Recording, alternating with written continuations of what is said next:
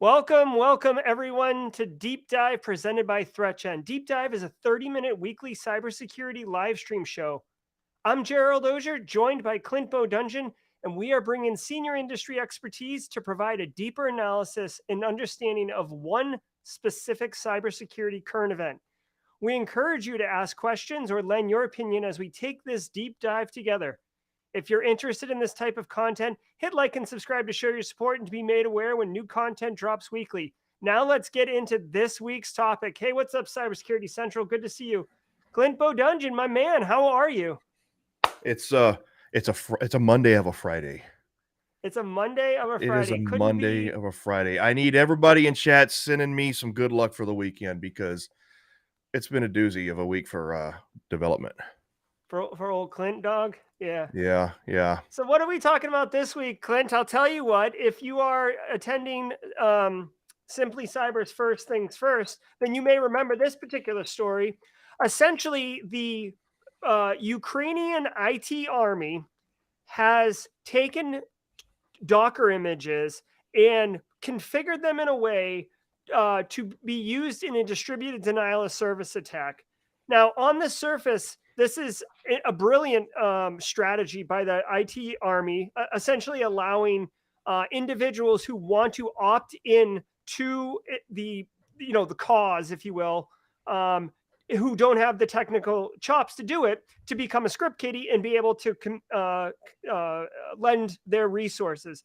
Now, as we dug deeper into this story, we uncovered all sorts of additional things, including co-opting Docker engines that were not opting into the IT army by choice, but compromising Docker engines. And the hilarious part is they're honeypots that they were compromising in order to bring them in.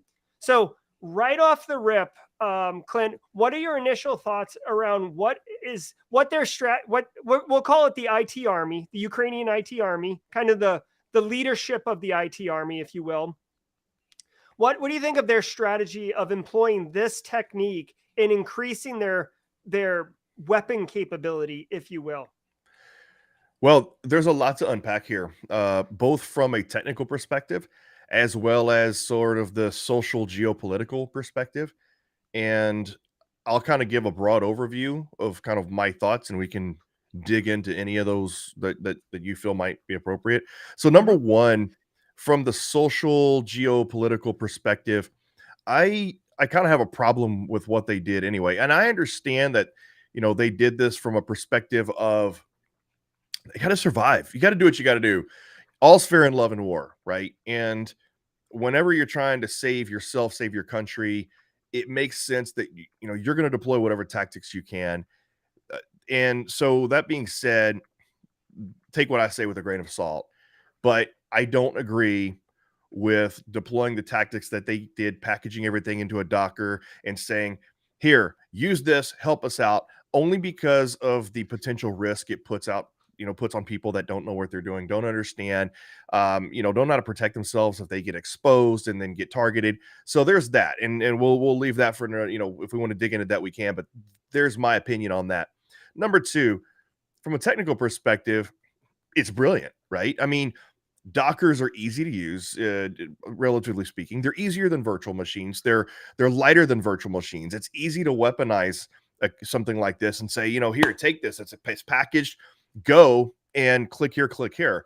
And so anybody that does want to get involved, social geopolitical grievances on my part, my opinion aside, it's brilliant. But then that's originally what it was for, right? But then they went and leveraged the fact that Docker containers, Dockerization is it's relatively speaking, it's a brand new technology, right? I mean, it's only really been prevalent for the last few years. I think that people really started getting into it probably, shoot, I don't know, maybe 5, 6 years ago, something like that, is when it really started to really emerge.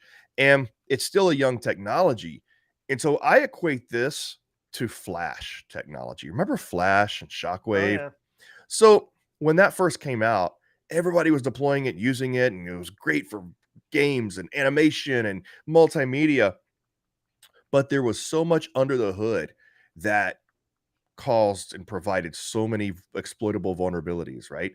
So on that note, that's the problem with containers, is that they're easy to misconfigure. They're easy to leave yourself wide open, and that's what's being taken advantage of here to weaponize them unbeknownst to the user. And because they're becoming so proliferated and so widespread, and they're so easy to accidentally expose yourself, especially with the API, it's a brilliant strategy, and I think people need to focus more on Docker API security. So that was a Yeah, long-winded absolutely. overview. Sorry. No. It's all good. It's all good. And thanks for joining us, everybody. We're talking about the Docker images that were basically weaponized by the IT Army. Now, I will tell you, as I dug into the story a little bit, they went and did everything that I was okay with, and then they did one thing that I wasn't okay with. Okay, so they're trying to amass as many people as they can to help their cause. By making the Docker image, you significantly reduce the level of technical aptitude required to contribute in this way. They also centralize it in a way where the management, if you will, of this is able to determine what the targets are and, mind you, update the targets by updating the Docker image and pushing updates down. You could see in the screenshot to the left, these are websites in Russia. And you could see mil.ru, kremlin.ru, RT, Russia Today, right? So these are major websites for Russia. And the idea is that the management can conscript, a large botnet, opt-in botnet, and have you help contribute to that target. Now, for all the reasons you said, Clint, it is a little dicey because let's say that I'm pro Ukraine and I'm going to install this Docker image from my house. I mean, does that really introduces some muddy waters of, is the United States now entering the war because some citizen from the United States is actively doing it? And now does Russia say, hey, you need to control your own population or we're going to take this as a sign of war? And all the complexities that will go with that. Now, the one thing that they did that I disagree with, and I can't imagine, the one thing they did that I disagree with is they took exploitation and found vulnerable Docker containers on the internet, exploited them, pushed these images on them, and then turned them on to have those machines go in. Now, this is the signature of a malicious botnet that you have built without the consignment or authority of the owner of the system that is now part of that botnet. And this is what criminals do, right? So now you're committing a criminal action versus with the low orbit ion cannon that I've been calling it, where it used to be like SETI folding at home. If there's anybody a little bit older in here, you used to be able to like have a screensaver that would fold proteins and do some math calculations for the SETI project. By offering this as an opportunity for you to opt in, I'm fine with it. Politically moved aside, hackback moved aside, just the idea that here is something that you can do if you're interested in it. When you start exploiting machines and forcefully conscripting them into your army, that's where I draw the line. And that's what they did here. So they kind of have two factions working in unison for this attack. One is volunteer base and one is exploited machines. There's one thing that I would like to comment on. You said it earlier, and I think this was something that maybe you felt like was, I don't know, you were okay with this part, but it's the whole aspect of, what if a U.S. citizen is blamed for, what if they basically consider U.S. citizen to get into the war, control your citizens, you're in the war now because Yep. a U.S. citizen did. And I would have to say, on one hand, I mean, obviously, if you have some unscrupulous, nation state that says, so let's just say, what if Russia uses that, whether it's valid or not, what they may be able to use that. But I would say that on the other hand, it's like, do we do that? We don't go and say, I mean, I guess we do, but we don't claim it's war, but we don't go and tell Russia, hey, control your citizens, control your malware gangs, control that are creating all this ransomware campaign stuff. Now, that being said, I guess, we often attribute the campaigns uh, that are Russian created to the government. We basically make claims to say, well, it could just be Russian actors. It could be citizens. It could just be someone like the Chinese posing as the Russians to make it look like it's the Russians. So we're careful about attribution. So we really don't go to Russia and say control your citizens. I think Biden and both Trump and Biden made some threats at one point, kind of saying we're going to take action. But we, as far as I know, don't say what happens from a Russian citizen or a crime syndicate is the Russian government. I would think they wouldn't do the same to us. But again, my final thought on that is if anybody's looking for a reason, they're going to find a reason, and that would give them a reason, right? So, Yeah, and we're seeing a lot of really interesting comments in chat relative to the attribution element of this. James mentions, what's stopping a U.S. citizen from going to Ukraine and fighting. I know for a fact there are U.S. yeah. citizens, ex-military, who love the war theater, who have gone over there to fight. And his argument is, how is it any different to say that the U.S. has got involved? Bob actually mentioned something that I really want to key in on as soon as I find it. Where's Bob? Here it is. So by introducing this centralized management of targets, you better believe that the whoever is in charge of the IT army or this particular operation better be really good with their OPSEC and with their InfoSec, because you build this distributed weapon effectively. And guys, remember, some of these machines are compromised. They don't even know. They're just being like zombie controlled to attack. Some people are opting into it. But if the head of the snake, for lack of a better term, gets compromised and these targets get changed to whitehouse.gov or Ukrainian targets or whatever, all of a sudden it's very, very trivial to turn the blast cannon, if you will, back on itself and have, it makes me think of like an old cartoon where Bugs Bunny slaps the rifle around and Elmer Fudd shoots himself, or Daffy Duck shoots himself and gets that blast back in his face. So you've got to be very careful with this thing. Yeah. And I mean, yeah, but I do agree with the perspective of, kind of what's the difference. We do have US over there. We have Canadians over there. Nobody's going to blame the Canadians for anything, but they'll blame the US. But so, yeah, I agree with that. And we can talk about this from the social and geopolitical perspective all day long. Let's see if we can dive a little bit into the technical aspects of it. Yep. And so I think, and I didn't dig too deep into it, and I'll be the first to admit that I'm not an expert on Docker containers and or Dockerization at all. And I'm calling it Dockerization. That should tell you right there. I'm not an expert in it, but I know a little bit about API hacking, and my career was not exposed. See, I made him leave. He just left right there. That should tell you something. But I'm my red teaming career is, I'm not specialized in web hacking. It's mostly network and ICS and not web. So API hacking is also not my forte. But I believe, and correct me if I'm wrong, the automation that we're talking about, taking control of Dockers to create this botnet, it was done through API hacks, right? It was, yeah. My understanding is that, well, you can see right here that the Linux sockets were open on port 2375. So I don't even know if this wasn't like a technical hack with like some elite zero cool acid burn situation going on. It was very much a Docker container configured to be open to the internet.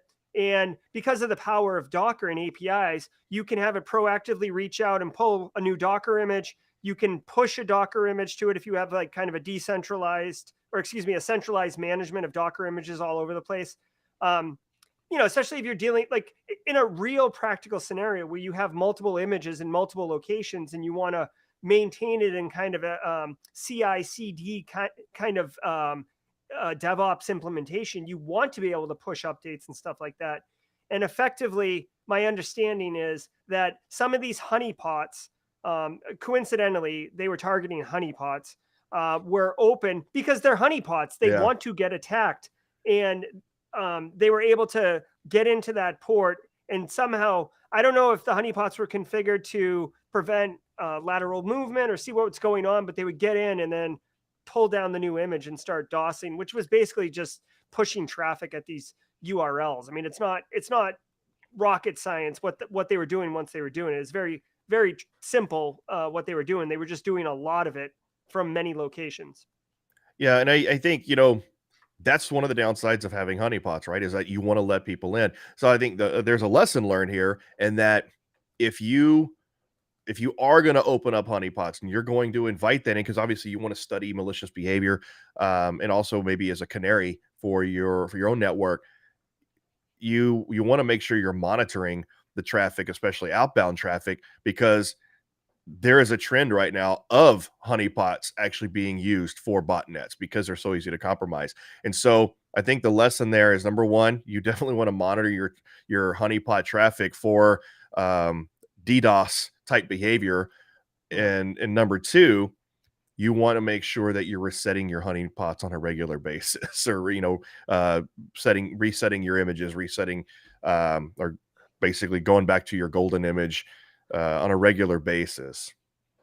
Yeah, and I mean, you can like this is a so the two names of the Docker images are Stop Russia and I think Stop Propaganda were the Docker image names. And you could see, I mean, I just Googled this on GitHub, and right there you can pull from Alpine Bombardier off of Docker, and then launch the app and run it. So I'm not 100% sure. I'll continue digging in, but these things are out there, and you can you can still opt into them. See, the thing is, again, I'm not an expert on Docker, so I know when I've done the Raspberry Pi labs with Docker images, I've gone to like the Docker official site, which kind of has, like, for lack of a better term, like a Docker store, so people can make Docker images, push them up.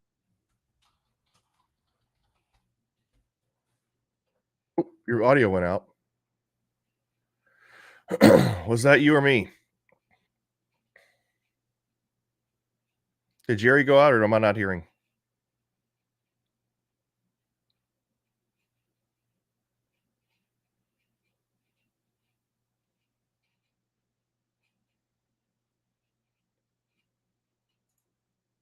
Yep.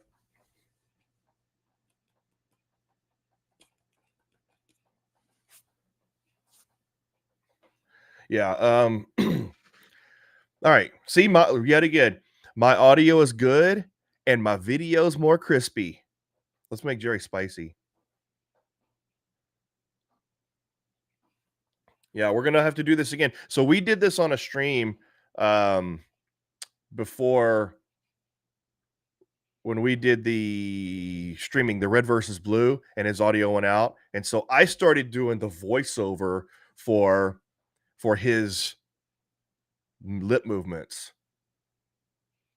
So we're gonna have to see if we can do that. There he goes. Oh, I have no audio. What do I do? I think he's telling me to shut up. So yeah, we kind of did this before. So let's while I'll jump in here, and I think, and there's a delay. We do have the typical YouTube delay.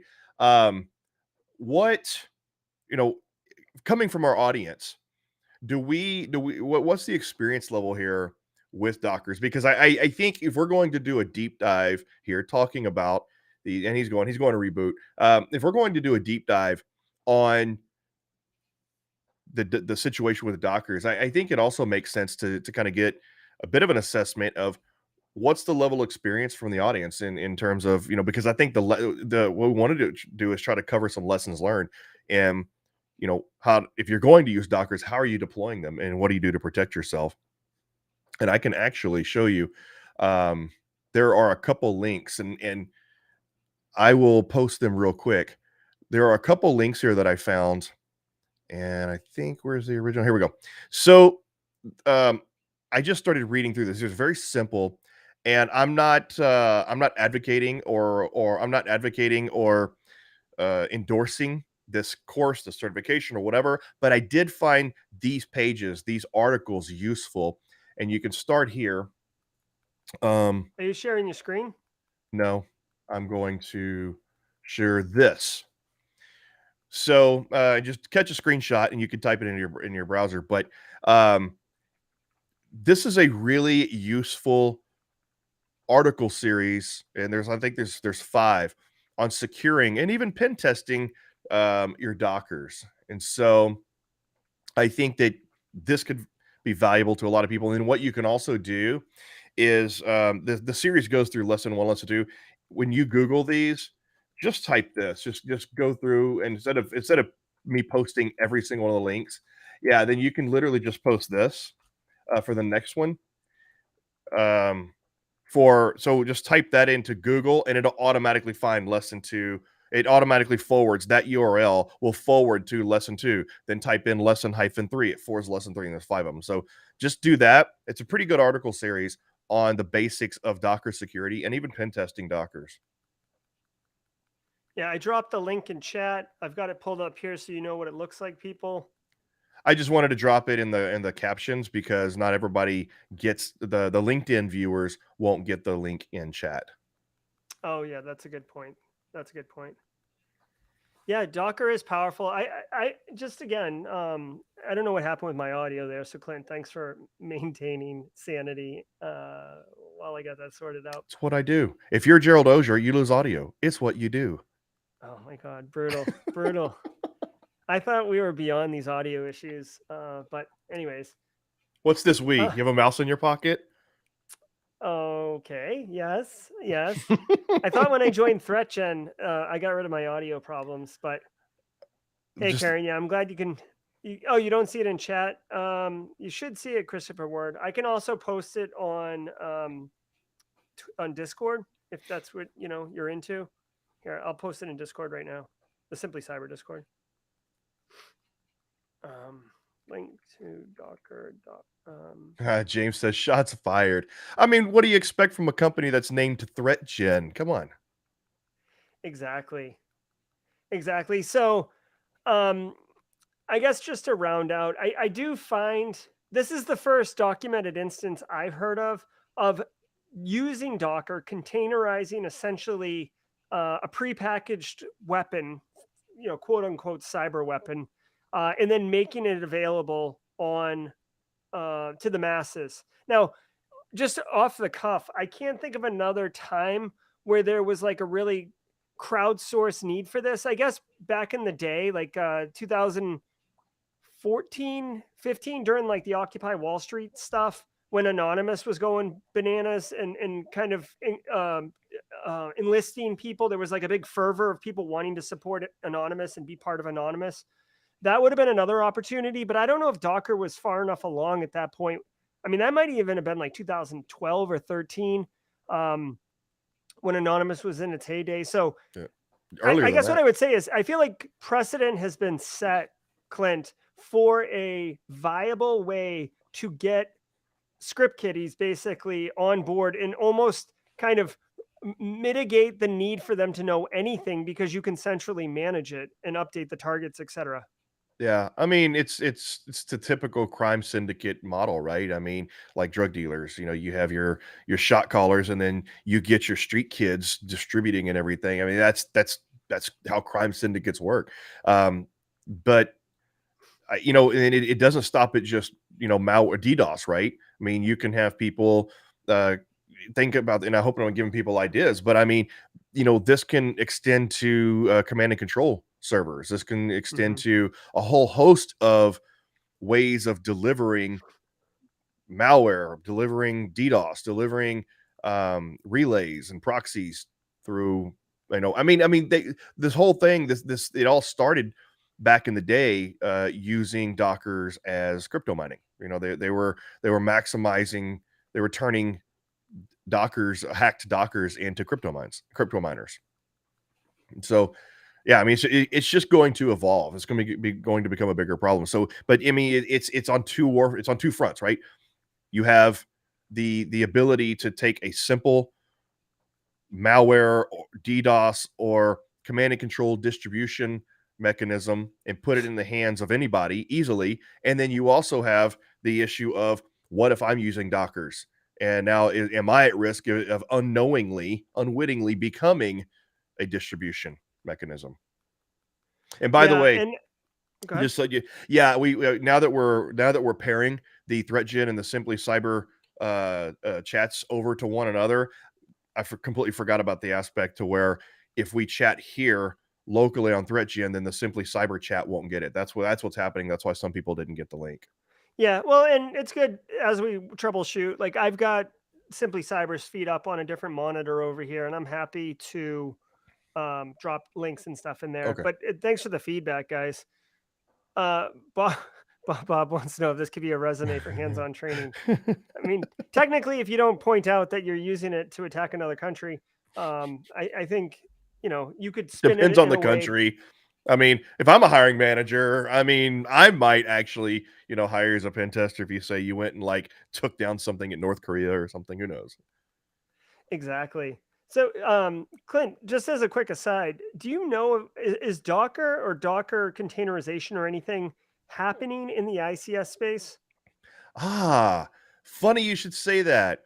So, um, so a friend of mine who I used to work with in a former life, Brian Foster, did an excellent presentation at S422 2 weeks ago on using containerization.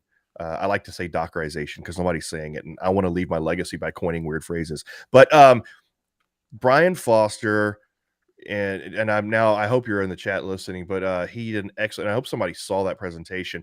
But Dale Peterson, who runs, maintains, he founded S4. He will eventually release those videos. And when he does, I think we should make a point to post the video of Brian's talk on containerization. So it's not widespread, but it is starting. In fact, I really think that Brian is starting the movement in using containerization in ICS. I think it has merit. I think it has a lot of merit. Well, good. All right. Well, then, it's even more reason if you're interested in digging into this particular story, you can pull this Docker container down. I mean, it's not a super complicated Docker container, but you could pull it down and look at it and see how they configured it, see how they used it. I just did. It could help. What? I just did. I joined the army. Oh, there you go. And like I'm saying, like just as a proof of concept. And by the way, if you are looking for work, like I think it would be really interesting if you mentioned in an interview, like, oh, like first of all, you're bringing up the fact that this is a current event that you know about, right? So that means you're obviously staying abreast. The fact that you pulled the Docker container down and looked at it and understood how it worked, that to me as a hiring manager indicates initiative, indicates curiosity, capability to understand that you would pull it down, to pull it down, and you killed me. To pull it down and be able to analyze it and stuff like that. So I would encourage you if you've got. I mean, literally, it would take you 10 minutes to pull the Docker down and look at it. So that could be really interesting for resume beefing. Yeah, but again, be careful. I mean, I personally really don't recommend. Look, as much as I support Ukraine in terms of, their what's happening to them is terrible. I really don't support downloading this Docker container and using it to join the fight against them because there are so many repercussions that could happen. Yeah, and please understand my recommendation is based on academic curiosity, not pull it down, look at it, then destroy it, not pull it down, look at it, then enable it. Please. Again, for all the reasons that we've laid out in this story. All right. So that you have was radar, right?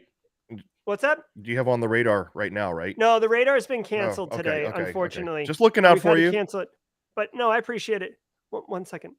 All right, guys. So this has been Deep Dive with myself, Gerald Auger, and Clint Bodungen. We hope you got value out of this. And if you did, please hit subscribe, hit like.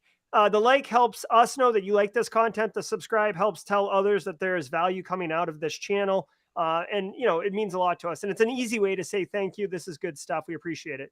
Join us next week at 3:30 p.m. Eastern Standard Time for the next episode of Deep Dive.